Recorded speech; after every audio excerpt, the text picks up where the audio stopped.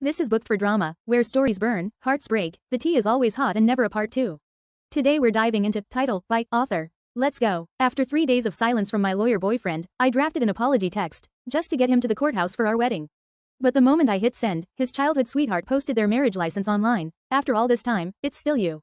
Coworkers gossiped in the comments, waiting for my meltdown. I simply replied, invite me to the baby shower. I'll bring a generous gift. The post vanished. He called, voice sharp. Audrey needed legal help. It's just paperwork. Must you be so dramatic? Apologize publicly now, and I'll marry you after she recovers. He forgot this was his 67th cancellation. When he hung up, expecting me to beg during his usual breakup countdown, I didn't play along. My resignation was already submitted. After I ignored more than a dozen of his frantic calls, he finally sent a furious text. Jena, have you lost your mind? How dare you hang up on me? You screwed up, and you think you have the right to be angry? You have 5 minutes to post an apology. Otherwise, we're done. In our 10 years together, I'd heard threats like this 100 times. And every single time, I was the one to cave, to apologize, to beg. This was the first time I'd ever just hung up on him. When I didn't immediately respond, Dillon started his signature social media countdown. He had a rule. 3 days of silent treatment meant we were broken up by default. My devotion had made him arrogant, and he wielded this rule like a weapon, using the public pressure of the countdown to break me every time we fought. For 10 years, it had worked perfectly. I would always crack just before the timer ran out. But this time was different. I was tired. I was done being his fool. Shortly after Dillon's post, his childhood sweetheart, Audrey, posted one of her own, making sure to tag me. It was just a little joke with Dillon. I didn't mean for it to go public. I had no idea Jena would react so strongly. Now I'm almost afraid to talk to her in case I accidentally set her off again. Dillon, who rarely ever touched his social media, was the first to like it. That's her problem, Audrey. Don't blame yourself. And why set it to friends only? If you want to post something, post it for the world to see. It was obvious who her was. Our mutual friends, all dependent on Dillon for business, quickly chimed in with their support. Jena is so petty. Audrey, don't let someone like that get you down. No wonder Dillon won't marry her. I wouldn't marry a woman that insecure either. I let out a bitter laugh. He would bend over backward to defend Audrey, to shield her from the slightest discomfort. But me, his girlfriend of 10 years? I was always met with cold indifference. Audrey could sneeze, and he would cancel our appointment at the courthouse. If I complained, he would get angrier than me, accusing me of being controlling and small-minded. And now, when I finally chose to let go and congratulate them, he was still the one blaming me, using his stupid countdown to force an apology. The truth was, there was no right or wrong here. The scales of love had tipped long ago. Ma'am, the man on this ID is already legally married. Would you like to reschedule with someone else? The clerk at the marriage license bureau looked at me with pity. I took the ID back with a small smile. That's an option to consider. The young couple behind me cheered as I stepped out of line. It was Valentine's Day, and appointments were impossible to get. I had been waiting here since dawn just to get a spot. But now, looking at the appointment form in my hand, I didn't hesitate. I tore it into pieces and threw it in the trash. I had filled out that form 67 times. I had given him 67 chances. Each time, I had shown up just like today, full of hope, watching other couples come and go as I waited for him. And each time, just before our appointment, he would call with an excuse about an urgent matter at the firm. When I questioned him, he'd throw his clients in my face. Jena, a client's case is their entire life on the line. Are you really asking me to abandon them for a piece of paper? How can you be so selfish? He would say it with such righteous indignation, his voice dripping with condescension. He never knew that after he ditched me for Audrey, she would send me taunting messages. Dillon's cooking is amazing. I bet you've never had it, have you? I walked a little too far today, and Dillon was so worried he bought me a luxury car. I seem to recall you're still using a bike share, right? And now, he had gone so far as to get a marriage license with her. It was time for our relationship to end. For good. As soon as I walked out of the courthouse, I saw that my resignation request had been rejected. HR told me that Dillon hadn't been in the office for days and couldn't approve it. They gave me an address and told me to find him myself. Determined to leave properly, I gritted my teeth and went. The address was a pool hall. Audrey had posted earlier that she wanted to learn to play pool, and Dillon, the workaholic, had apparently been skipping work for days to teach her. When I found them, he was leaning over her, his body pressed against hers, guiding her shot. The moment Audrey saw me, a contemptuous smirk crossed her lips. A few of his office sycophants who were with them gathered around, nudging each other. Well, look who's here for Mr. Anderson. Told you. The 3-day countdown wouldn't even last one. She always comes crawling back. Our boss really has her whipped. One word and she's on her knees. All right, enough talk. Pay up, losers. I frowned. I'd heard these taunts countless times before, but they had never grated on me like this. I'm not here to make up. My words were met with a burst of laughter. Oh, stop pretending, Jena. Everyone knows you're Dillon's ultimate lapdog. You couldn't be chased away with a stick. I ignored them and held out the resignation papers. Dillon, I need your signature. Just as he was about to look at the documents, Audrey whined, Dillon, honey, how'd I hit this one? He immediately dropped the papers, pulled his personal seal from Audrey's pocket, and tossed it to me. Sign it yourself. And don't come bothering me here again, I'm teaching Audrey. Dillon was obsessed with his privacy. His safe was off limits to me. He would shield his phone screen even when just entering a passcode. And his personal seal? He never let it out of his sight. But now, he had just given it to Audrey. He was so preoccupied with her that he couldn't even be bothered with official company documents. I clutched the stamped resignation form, my heart feeling like a cavern with a cold wind blowing through it. I turned to leave, but Dillon called out to me. Audrey's busy for the next few days. You can handle her caseload for her. He tossed a thick stack of files at me, each one with nothing but a title written on the front. I'd lost count of how many times he'd asked me to do Audrey's work. All I knew was that every time I finished, she would take the credit. But if I made a single mistake in the rush, the blame would fall squarely on my shoulders. Sometimes, I'd lose my temper and refuse. He would then accuse me of being heartless, of not caring about him or the firm. He'd say if I didn't do it, he would, and I, feeling guilty about his workload, would always cave. But all my sacrifices had only earned me his entitlement and contempt. But now, I was no longer an employee. The firm's business was no longer my problem. No, I've resigned. Before I could finish, Audrey's whiny voice cut in. Dillon, it's okay. If Jena doesn't want to do it, I can do it myself. Dillon immediately softened. You just went through a divorce. You're in no state to work. Go on, have fun. Don't worry about it. Then, his tone toward me turned to ice. Don't you understand? You've already upset Audrey enough with that social media stunt. Now I'm giving you a chance to make it up to her, and you're refusing? You keep this up, and in 3 days, you could be on your knees begging, and I still wouldn't take you back. I almost laughed. My mother had passed away unexpectedly, and I had been so grief-stricken I'd fainted multiple times. All Dillon had said was, when you're done crying, get back to the office on time. There's a lot of work to be done. But Audrey? She'd been divorced for 2 years, and she could still use it as an excuse to skip work. Then don't take me back, I don't care. I turned to leave. Dillon's face was a mask of shock. The co-workers were stunned into silence. Audrey, however, just chuckled. Jena, if you don't want to do the work, just say so. There's no need to play these hard-to-get games. At her words, the tension in Dillon's face immediately eased, replaced by his usual confident smirk. His voice softened. All right, Jena, I know I've been neglecting you lately. Just be a good girl and finish Audrey's work, and in 3 days, I'll go with you to get the license, okay? I scoffed. The same empty promises. But this time, I wasn't buying. I didn't answer. I just walked away. The co-workers started their snide remarks again. What's the point of pretending? Just watch, by tomorrow at the latest, she'll be back, begging. A wicked thought crossed my mind. I wanted to see them lose their bet. I smirked and looked back at them. Fine, you just wait and see. With my resignation approved, I immediately joined my best friend's law firm in the legal world. Your reputation follows you, not the firm you work for. My friend was so thrilled to have a top-tier lawyer like me on her team that she practically bowed down in gratitude. She offered me 10 times the salary Dillon had been paying me and gave me a villa. I was finally able to move out of my dilapidated rental apartment. Many of my clients had been shocked to learn that a high-profile lawyer like me lived in such a rundown place. I always brushed it off, saying I was a minimalist and didn't care about material things. The truth was, I had willingly taken a junior-level salary so that Dillon's firm could grow. At first, he had been grateful, but over time, he came to see it as his due. Once, when the heating in my apartment broke in the middle of winter, I asked him for money to replace it. He called me extravagant, said I had changed, that I was only after his money.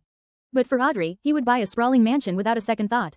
Even her dog's house had heating. The day I was moving, I ran into Dillon and Audrey. They were with his parents, a happy family of 4 enjoying a meal at a fancy restaurant. I froze for a second. I remembered the first time I had gone to his house. I had arrived with armfuls of gifts, but his parents had served me a table full of leftovers. When I awkwardly suggested we all go out to eat, they accused me of being a gold digger, of mooching off their son and developing WSTFUL habits. In the end, I had to cook for the entire family. After I'd prepared a full meal, his mother had thrown down her chopsticks, complaining my food was too salty. She'd said only laborers ate such salty food, that it was what she'd expect from someone with my rural background. The gifts I had brought them ended up in the hands of the Buildy NG's cleaning lady. Compared to this scene, I felt like a complete clown. Dillon's parents were enthusiastically piling food onto Audrey's plate. Audrey and our Dillon are just perfect for each other, his mother gushed. If you hadn't been tricked by that other man all those years ago, you two would never have missed your chance. I think the time is right now. You two should just get together. His father chimed in, exactly. Audrey has already landed several big clients for Dillon since joining the firm. She has a bright future ahead of her. Not like that useless Jena, who's only good for cooking and cleaning. I trembled with rage. I had been the one to land those clients. Dillon had just credited them to Audrey's name. The money I earned had practically kept the entire firm afloat. But Dillon had never once praised me. Instead, he constantly belittled me, saying I was only successful because of the platform his firm provided.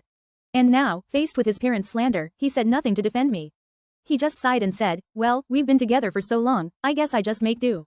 My heart plummeted. All these years, to him, I was just someone to make do with. His mother, however, was not satisfied with his answer. Dillon, I'm telling you, that Jena is bad luck. Just look at how her parents died. So young. Marrying her will bring you nothing but trouble. Dillon didn't respond, but I was already overwhelmed by tears. My parents had died giving blood to save his. Years ago, his parents were in a car accident and were in critical condition. My parents, who had a matching blood type, didn't hesitate to donate, but they needed more blood than my parents could safely give. Dillon had been a sobbing mess. My parents, knowing how much I loved him, secretly donated more blood than their bodies could handle. In the end, his parents were saved, but mine passed away. The Anderson family had been consumed with guilt at first, promising to compensate me for my loss. But the compensation never came. Instead, I became the bad luck they whispered about. I couldn't bear to listen to their vile talk any longer. I turned to leave. Asterisk asterisk asterisk asterisk paid asterisk asterisk asterisk asterisk asterisk asterisk. But Audrey spotted me. Well, if it isn't Jena. The three of them turned to look at me. The moment Dillon saw me, he instinctively pulled his hand away from Audrey's. Jena, what are you doing here? Audrey feigned innocence. Dillon, Jena is so dedicated to you. She seems to run into you everywhere. Do you think she put a tracker on you? Then, turning to me, she said, oh, Jena, don't get the wrong idea. Dillon and I are just childhood friends. His parents are like my own. We get together like this all the time. If it bothers you, I can leave right now. Leave? Why would you leave? Dillon grabbed her arm and shot a venomous glare at me. Jena, there's a mountain of work waiting for you at the office, and you're here stalking me? Have you lost your mind? What's the point of all this suspicion? Get back to the firm right now, and then go to HR to get your punishment. You're losing your pay for today, and this month's attendance bonus is gone. His parents chimed in. Dillon, why do you keep a parasite like her around? Just fire her. You're too soft. How do you expect an outstanding employee like Audrey to feel valued? Audrey, ever the benevolent one, added, oh, it's no trouble. I can just clean up Jena's messes for her. But Jena, you're not getting any younger. What will you do if you lose your job at the firm? You should just apologize to Dillon. Stop being so stubborn. His parents praised Audrey for her kindness and maturity. Dillon's disgust for me intensified. What are you waiting for? Get back to work. And I'm telling you, if I don't see you at the office by the end of the day, when the countdown ends tonight, don't even bother trying no makeup with me. We'll be officially over. With that, he and his happy family paid the bill and left. Later that day, just before closing time, Dillon made a special trip to the office. When he saw that I hadn't returned, he was furious. He went straight to a bar and had a coworker casually let me know where he was. I ignored it all. 11 o'clock. The day was almost over. Dillon had downed a bellyful of alcohol, but it did nothing to quell the growing unease inside him. He kept glancing at the door of the private room, his heart jumping every time it opened. But it was never me. His phone was silent, as if it were broken. He even had his assistant check it for him. When he confirmed it was working, his mood plummeted. He was so used to me chasing him, so used to me caving. He wasn't equipped to handle this reversal. He stared at the photo of us on his lock screen. It was a candid shot he'd taken after our first kiss. A small smile touched his lips. Finally, he couldn't take it anymore. He sent me a text. Jena, don't say I didn't warn you. The 3 days are almost up. The message went unanswered. Dillon's brow furrowed. The lively atmosphere in the room slowly died down under the weight of his dark mood. The air grew so cold that people started breathing more quietly. Just then, the door to the room swung open. Everyone looked up. The person who entered was out of breath, but his face was lit up with excitement. She's here. Boss, she's downstairs. And she's all dressed up. She looks amazing. You should go see. The tension in Dillon's face instantly melted away. He leaned back in his chair, a smug smile spreading across his lips. Go tell her she's too late. It's 12:01. If she wants to get back together, it's not going to be that easy. The coworkers who had bet on me apologizing all started laughing. Told you, that lapdog Jena can't change her nature. All right, pay up. The guy who had just come in looked at Dillon, confused. What are you guys talking about? What about Jena? What does this have to do with her? It's Audrey who's here. She came specifically to see you, boss. The jaws of the coworkers who had bet on me dropped. They started cursing under their breath. The messenger reminded Dillon, boss, I won. I say more. You should really go down and see. It's a huge surprise. The room erupted in excitement again, the young professionals eager for some drama to spice up their boring work lives. But Dillon didn't move. It was clear to everyone that he was not happy. The boisterous crowd gradually quieted down again. Only the messenger was still clueless. Boss, aren't you going down? Dillon suddenly smiled. Go down for what? Audrey is down there. What's that got to do with me? But she likes you, and you like her. Everyone knows that. When did I ever say I liked her? If I remember correctly, I've said from the beginning that she's just my childhood friend. But you two are so ambiguous. Dillon didn't answer. He just looked down at his phone again. Still no response. He exited the messaging app and dialed my number. All he heard was the cold, robotic female voice. I had blocked him. His face darkened. He borrowed a phone from a coworker and tried again. The phone rang a few times before someone picked up. Hello, Mark? What's up? My voice, soft and gentle as always, sounded in his ear. A tremor went through him, and his eyes started to burn. Hello? Why aren't you talking? It's me, Jena. It's Dillon. The other end of the line went silent. Then, a soft click as the call was disconnected. He tried again, but no one answered. Dillon handed the phone back to his coworker. He didn't say anything, didn't show any emotion. He just opened another beer and drank it in one go. Then, he looked at the messenger by the door and said calmly, weren't we going down? Let's go. Audrey's confession was quite the production. She was exquisitely dressed, her face a picture of delicate beauty. As she poured out her heart, tears streamed down her face, creating a very moving scene. It caused quite a stir, with many passers-by stopping to watch and record videos, which they promptly posted online. Of course, I saw the videos. The one with the most views was of Dillon accepting Audrey's flowers. The part where she collapsed into his arms, crying, and he kissed the top of her head. I watched it with a blank expression and then closed the app. Even though my resolve to break up was unshakable, even though I was determined to carve him out of my heart, the heart is still made of flesh and blood. I had loved him with everything I had for 10 years. How could I not feel a pang of sadness? My best friend silently handed me a beer. It's okay to drink a little more tonight. My brother will come pick us up later. We drank a lot of beer and sang a lot of sad songs at the top of our lungs. By the time her brother arrived, we could barely stand. I looked at the clean-cut, handsome young man with some embarrassment. A jumble of thoughts went through my head, the first being, I can't throw up. His white shirt is so clean. You're Jena? Can you walk? He politely supported my arm half drunk. I looked at him. Do you know me? Then I remembered, of course, my friend must have told him. We met in court once. I'm Julian. I stared at him, dazed. The colorful lights of the karaoke bar were still flashing. A sad love song played in the background, intertwined with the laughter and applause of other patrons. Waiters rushed by with trays of drinks and snacks. It was the most mundane, bustling scene. But Julian stood there, his white shirt spotless, as if he were separate from it all. He was so clean, so pure, that it almost made one feel unworthy. When I got out of the shower, there was a new friend request on my phone. I stared at the name, Julian, for a long time before finally accepting. He sent a message almost immediately. Get some rest, good night. I typed back, good night, and, surprisingly, fell asleep quickly. The next morning, after I got up and went downstairs to take out the trash, I saw Dillon. He was standing under the tree in front of my building, just like he used to when we first started dating. The sunlight was so bright that for a fleeting moment, I was disoriented, thinking we were back in a time before the breakup. But it was only a moment. Reality came crashing back. Dillon had accepted Audrey's confession last night. They were together now. I threw out the trash and went to pick up a package from the local post office. When I returned, he was still there, standing under the tree, watching me as I walked closer. Dillon blocked my path. Let's talk. There's something I need to say to you, Upsilon. I ignored him and continued walking. But he reached out and grabbed my arm, quickly taking the package from my hands. This looks heavy. Let me carry it up for you. Before I could refuse, he had already run up the stairs with it. It was a hot day, and he was sweating from the exertion. I thanked him and was about to go upstairs myself. But he blocked my way again. Aren't you going to invite me in for a cold drink? I didn't want to get entangled with him. I turned away abruptly. Even if we're breaking up, we should at least talk it out, right? I stopped. His voice had a hint of mockery. Otherwise, things will be unclear, and people might get the wrong idea, don't you think? He had a point. If we were really breaking up, it was better to have a clean break. After all, I would be starting a new life at a new firm.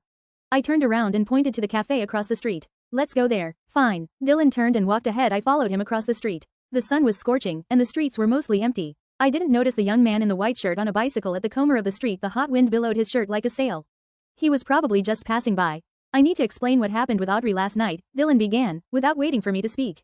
I had no idea she was going to confess to me. It was a huge scene, with a lot of people watching. I honestly just see her as a friend. I didn't want to embarrass her and make a scene.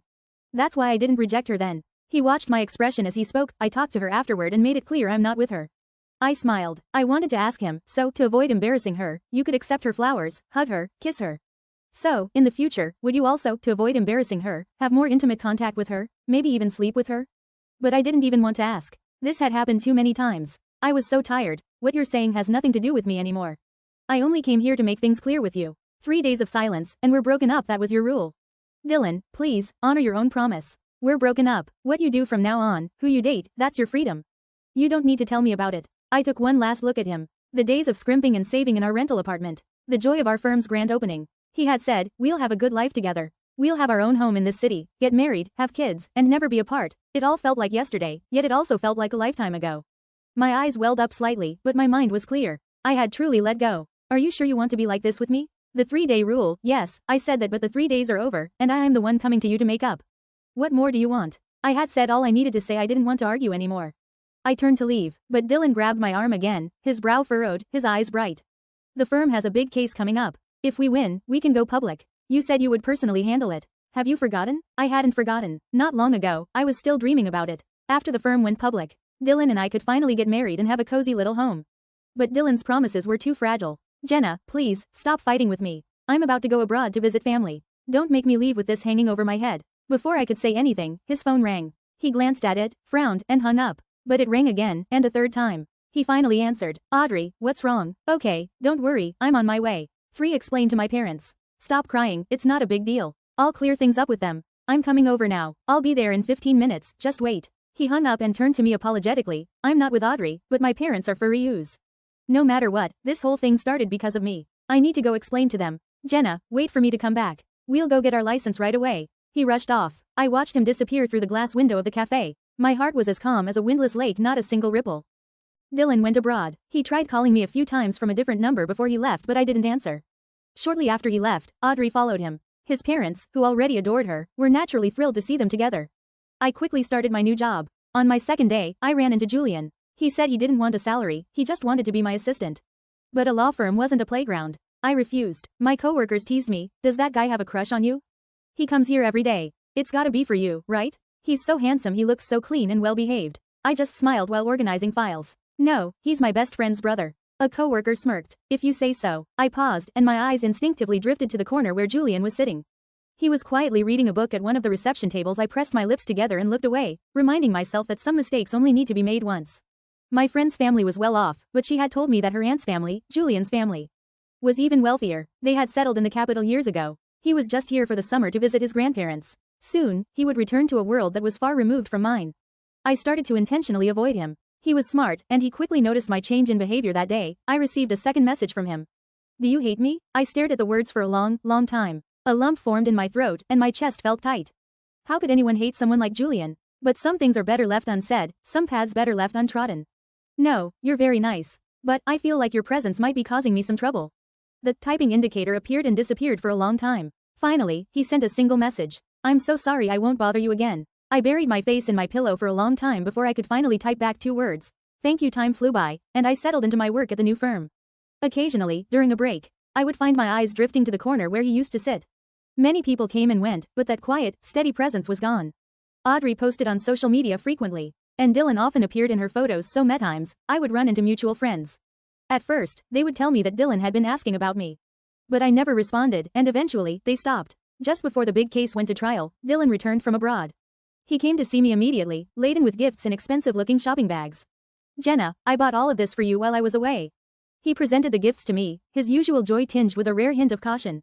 "And by the way, don't listen to what people are saying. There's nothing going on between me and Audrey. It's just that my parents like her, so she stayed with us for a few days." "Jena, you're not angry anymore, are you?" I was a bit dazed. In the years since we'd been apart, I had almost forgotten that Dillon could be like this, so careful and hesitant. He had pursued me so ardently at first, but as our love faded, he had become more and more arrogant. The power had always been in his hands. But if he was no longer in my heart, if I no longer loved him, what power did he have? "I'll pick you up for the trial tomorrow," he said, as if it were a given. I just smiled and listened, waiting for him to finish. "Jena, you're smiling. You're not angry anymore, are you?" That familiar, self-satisfied smirk refumed to his handsome face. He stepped forward to hug me, but I stepped back, avoiding him. "I'm sorry, but I've already resigned. You can have Audrey handle the case." "Are you still mad at me? I never even saw that resignation form, so how can it be valid?" He frowned, clearly displeased. "I've already backed down twice." I cut him off calmly. "No, I'm not angry anymore. I just don't love you." He was stunned. I don't think I had ever seen that expression on his face before, shock followed by a wave of panic and unease, and finally, a stark, pale disbelief. "You're lying, aren't you? If this is about Audrey, I'll call her right now and clear things up, tell her to never bother me again." He pulled out his phone, his hand trembling slightly, but I stopped him. "Don't, it's not necessary, Dillon. Everything about you is irrelevant to me now." I gave him a genuine smile. "Let's not see each other again." His voice, carried on the evening breeze, sounded surprisingly desolate and shaky. I didn't stop, and I didn't look back. Dillon had truly become a stranger to me. Later, I would occasionally see Julian in court. He had passed the bar exam. His presence in the courtroom caused quite a stir. Many women were interested in him, and my colleagues often talked about him. I learned a lot about him from them. He was hardworking, had given up a life of privilege to move to our city. Everyone assumed he was just here for the experience. He was gentle and polite, but he had tactfully turned down many women. I never joined in on the conversations. I thought, some people are like that. They appear in your life, leave a lasting impression, and then they're gone. And that's all. When autumn arrived, so did my birthday. Dillon showed up at my door again. And to my surprise, Audrey was with him. When she saw me, she glared at me, her eyes red, before quickly looking down and starting to sob quietly. Dillon was a little thinner, looking a bit haggard. He was holding a large bouquet of my favorite flowers. "Jena, it's your birthday. I don't mean anything by this. I just wanted to celebrate with you." He offered me the flowers, his eyes full of hope. "Go away. My friends are corning to celebrate with me, and don't come back again. You could come 100 times, and it wouldn't make a difference." "Dillon, I'll say it one more time. I don't love you anymore." "I don't believe you. Jena, you told me you were a one-man woman, that you would love someone for a lifetime." The bouquet fell from his hands, but he grabbed my sleeve and wouldn't let go. "Stop harassing me. Let go." "I won't. You can't do this to me. You can't just sentence me to death over one little thing. It's not fair. I struggled, but I couldn't break free. His GNP only tightened. Just as I was about to panic, someone came over and pushed Dillon away. She told you to let go. Didn't you hear? I rubbed my sore wrist and looked at the person in front of me. It was Julian. He glanced at me and then stepped in front of me, shielding me. Dillon's gaze landed on Julian's face. After a few seconds, he let out a sneer. I knew it, Jena, you liar, you fraud. You were just waiting to get with him, that's why you were so determined to break up with me. You've been hooking up with him, haven't you? And you have the nerve to play the victim? You bitch. Before he could finish, a fist connected with his face. The soft light of the street lamp illuminated Julian's features. He looked at Dillon with a frosty glare. Say one more word, and I'll make you regret it. Dillon was not one to back down from a fight. He immediately retaliated. Julkin looked slender and refined, but he was surprisingly strong after a few rounds. Dillon was clearly losing, but Julian had also taken a few hits. I was so scared I froze. It wasn't until a few security guards rushed over that I finally snapped out of it. Julian was pulled away. Dillon wiped the blood from his face, his eyes full of hatred as he stared at Julian. That hit a nerve, didn't I?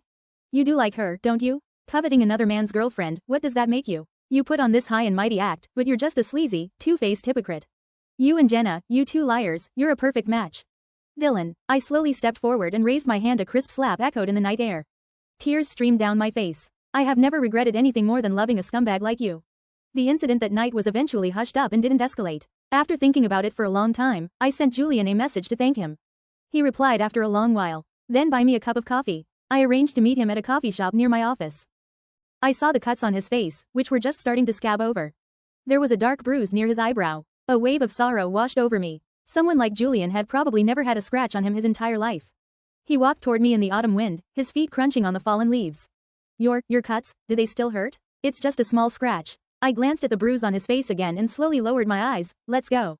It's across the street. We sat down in the coffee shop. I watched him drink his coffee calmly. He's probably never had such bad coffee before, I thought. His parents would probably frown if they saw me, worried about their son getting involved with someone like me.